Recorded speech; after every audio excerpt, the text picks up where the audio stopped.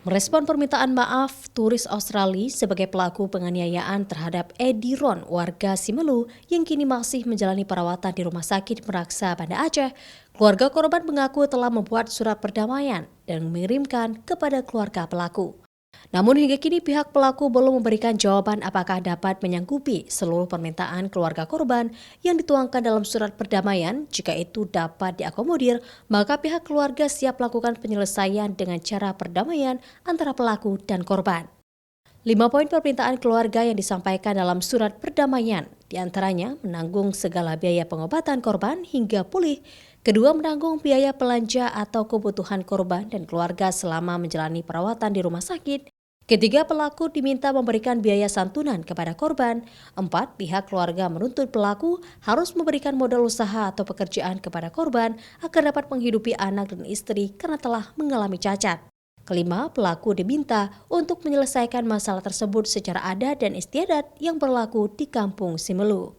Habis itu kan dari belakang ditenju abang di sini. Setelah ditenju abang jatuh. Diseretlah motor ini ke dekat abang, kenalah kaki abang ini. Habis itu abang jatuh ke paret. Habis si bule ini lari terus ke depan, lari ke depan untuk mengejar lagi masyarakat yang lain. Dekat warung dia, abang posisinya udah di paret. Habis itu lewat lagi satu warga di situ, terdengar abang ini teriak minta tolong, diangkatlah abangnya langsung ke puskesmas. Sejauh ini konsep perdamaian itu kita sudah buat dan kita sudah ajukan ke mereka. Tapi mereka belum menjawab ke kita apakah yang kita ajukan di dalam surat perdamaian itu ada beberapa poin.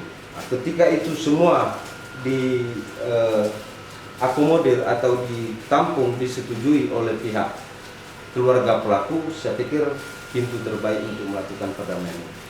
Seperti diketahui, korban mendapatkan tindak penganiayaan pada Kamis malam pekan lalu oleh turis yang sedang berlibur di Simelu. Sebelum diserang oleh pelaku, korban bersama warga lain sempat mengamankan pelaku karena dinilai telah meresahkan warga lantaran dalam kondisi tak berbusana mulai mengganggu warga yang melintasi resort tempat turis itu menginap. Namun setelah diamankan ke dalam resort, tiba-tiba turis tersebut menyerang korban dari belakang yang sedang berada di dekat warung kopi tempat lokasi kejadian. Raja Umar, Kompas TV, Banda Aceh.